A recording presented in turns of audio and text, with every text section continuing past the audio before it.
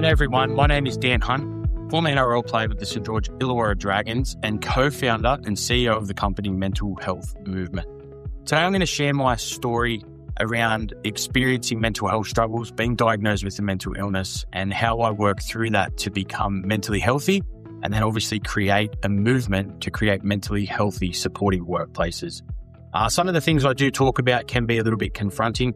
My intention isn't to upset anyone. My intention is to connect, to cut through the stigma, the stereotype, the judgment, and give people an understanding that you can live with a mental illness and be mentally healthy, but also to reinforce the importance of support networks and reaching out when we need it, because we are not alone.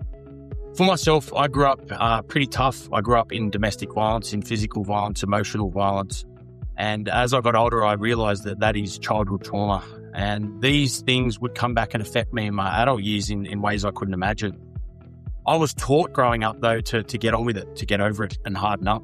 And that's exactly what I did. I swept it under the carpet. I pretended like it wasn't there. As a young adolescent, a young teenager, I lacked a real sense of identity, purpose, and belonging.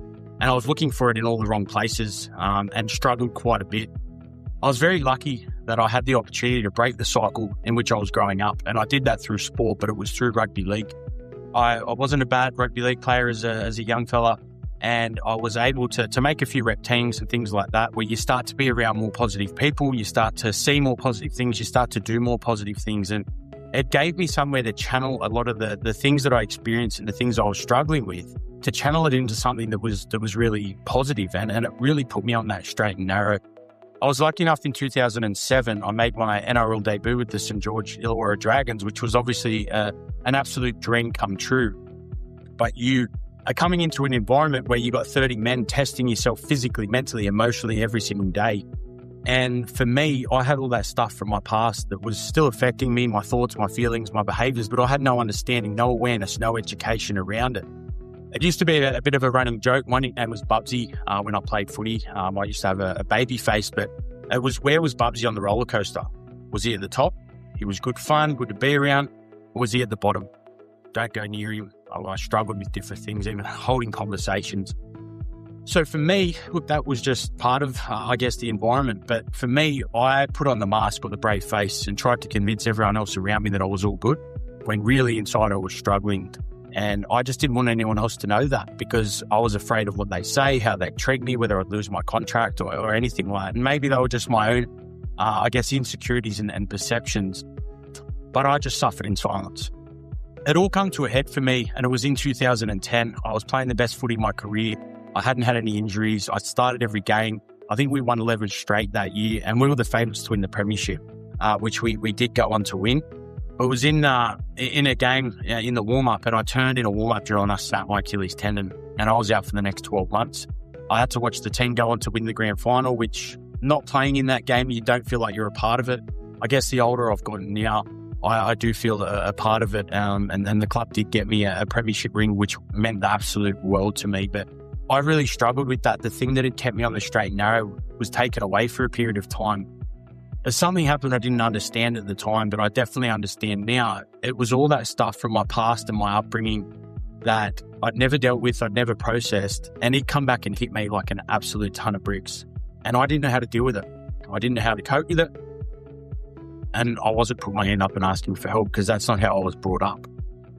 For me, you get introduced to painkillers when you have surgery. It was the first time, and I started to take them to take away physical pain, but then I started to take them to take away the emotional pain. I started to mix it with illicit drugs, with alcohol, it was with anger, with isolation. I was trying to numb the pain in which I was experiencing. I was trying to escape reality. And for me, that substance for that short period of time, it was a solution, because it did quieten the head noise down. But over an extended period of time, it put me in the worst place I'd ever been in, to the point where I almost didn't end up here. Another reason why I got into the mental health space is I understand the importance of support networks and how important they are, especially when we're sort of at that rock bottom point.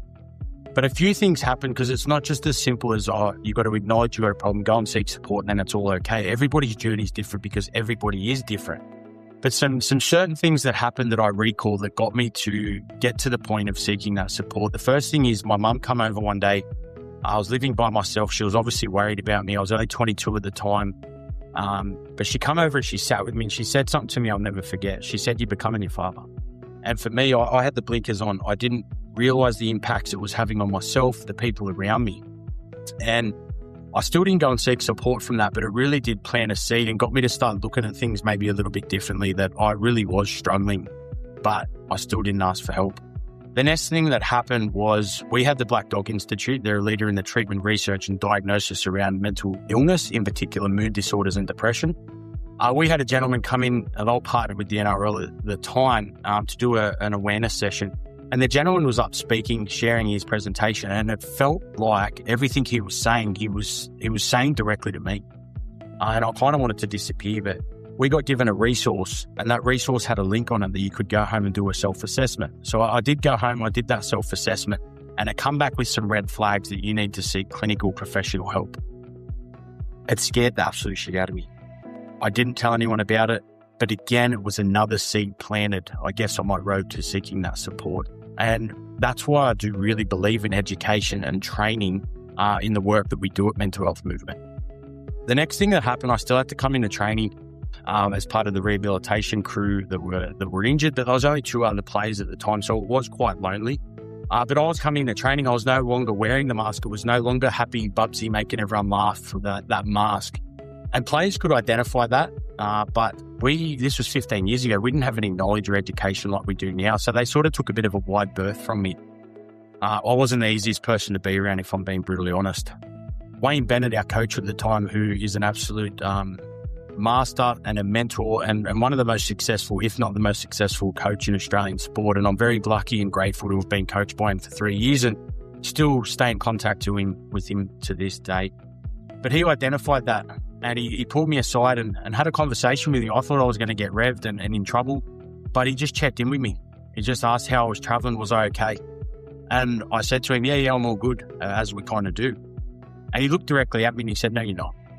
And it was the first moment, I guess, in my life I had someone that I respect that checked in with me like that. And from that, I shared stuff with him from my past that might bring you some stuff that I'd never shared with anyone, not even my partner, some of my close mates. And I broke down. I was quite emotional, but something happened. It was like a weight of the world lifted off my shoulders. And I think a lot of people steer away from these conversations and checking in because we don't know what someone might say, or we feel like we can't fix or solve it, or I'm not a mental health professional, where our role and responsibility isn't to fix, solve, or diagnose. It's to connect. It's to build rapport, trust, and gather a bit of information and link to other appropriate supports. And that's exactly what Wayne did. He didn't give me anything that's all a magic answer to make it all okay. He just said to me, "I'm going to support you to get the support you need, and I'm going to be there every step of the way." From that, I spoke to him about the resource and the assessment, and he said that you've got to talk to your partner, Nadine, which I did. I was obviously worried. You're a father, you're a husband, you're a protector, a provider, where you get into this point in life, and I felt like I dropped the ball or I'd failed as a man. And from that, I thought she'd leave or things like that, but she didn't. She stayed staunch, and still to this day, she's my number one supporter. But we went up together to the Black Dog Institute. I spent a day up there with different clinical professionals, a psychologist, clinical psych, and a psychiatrist. And we went through a whole heap of things about my family history, obviously the substance use issue, my personality, a range of different things. And at the end of that day, I was diagnosed with a mental illness. And in November of 2010, I was diagnosed with type 2 bipolar disorder. Honestly, for myself, getting that diagnosis, other than having my kids and meeting my wife, Nadine, it's been the best thing that's ever happened to me. And I know some people ask after presentations and workshops, how's that the best thing that's ever happened to you? But when you suffer in silence with something your whole life and you've got no understanding, no knowledge, you're not seeking support, you've got no tools, and you ride that roller coaster really hard to the point where you don't want to be here anymore, and you're substance using to escape reality and numb pain. But then all of a sudden you get a line in the sand drawn, you get some understanding. And I don't look at it as a label. I looked at it no different to how I was rehabilitating my injured Achilles. It was like, okay, this is where I'm at. This is what I know. What do I now need to put in place to be able to learn to better manage my mental health, but also to better manage my mental illness? And that started me on my mental health journey. a range of different things in inpatient stay, getting my medication right, seeing a clinical psychologist. The first psychologist I went and seen, I didn't have any rapport with. I didn't connect with, and I didn't want to keep doing it. And I remember talking to my wife and my mum, and they said, you got to go and get a second opinion. Because a lot of people, they have that bad first experience and they never go back. But it's like anything, if you don't like something or connect with something, you go and find something else or another option. And I found a clinical psychologist. I've been working with her still over the last 15 years. I still see her once a month, and I do that because I call it a checkup from the neck up. We get our taxes done by other people. We get our cars serviced. We get our houses, people get houses cleaned from subject matter experts. But when it comes to our mental health, we tend to forget about it. So I make sure that I put that in place. But for me, it was really around understanding what worked, what didn't work, what were my triggers, and getting certain people in my life, getting certain people out of my life. I really had to start also to work through that childhood trauma. A lot of the things that I had experienced and went through, a lot of that was the reasons behind the substance use as well. I had to learn, and that's still a work in progress to this day, is working through that, never being enough, the fear of failure, all those things in the environment in which I grew up. But from that, I got back to playing footy. That was the goal, to get back on a footy field, both mentally and physically healthy. And one of the things I did, I spoke to the team and shared a bit of stuff about my diagnosis, my upbringing. I apologised. I felt like I'd let them down, not that they felt that. But from that, players then started sort of talking to me about sort of certain things. And I just realised that there's something in the power of story, because we all have a story and everybody's story matters. And people go through hard things worse than what I've been through. But the hardest thing you've ever been through is the hardest thing you've ever been through. But from that, I remember speaking to Wayne. I had lit a fire inside me. And Wayne said, well, you got a story, but you got to get educated. So that's when I went on to study at TAFE and then university, to put the qualifications and the lived experience together. I didn't know what I was going to do with it, but I'm so grateful that I did do that education because it did help me with my transition. I was lucky enough to play 150 games in the NRL with the one club, with the Dragons, something I'm very proud of. But my career didn't end the way I wanted to. I got medically retired in 2015 with a bad knee injury. I still had 3 years to run on my contract. I still wanted to play footy and go overseas, but that thing that was kept me on the straight and narrow was taken away, not just for 12 months with an injury, but it was now permanent. I was only 28 at the time, so I was worried, was I going to go back to that place in 2010? And they were valid concerns, but the thing was, there's knowledge and education, but if we don't apply the things that we know, we don't get the benefits out of it. So I had to really communicate how I was feeling, what was going on, put the support networks in place. I really had to find who I was without the jersey on. And I was able to do that through creating the mental health movement. My wife and I, we wrote in the notes in my phone, and I've still got it, I want to create something in the mental health space to help as many people as possible.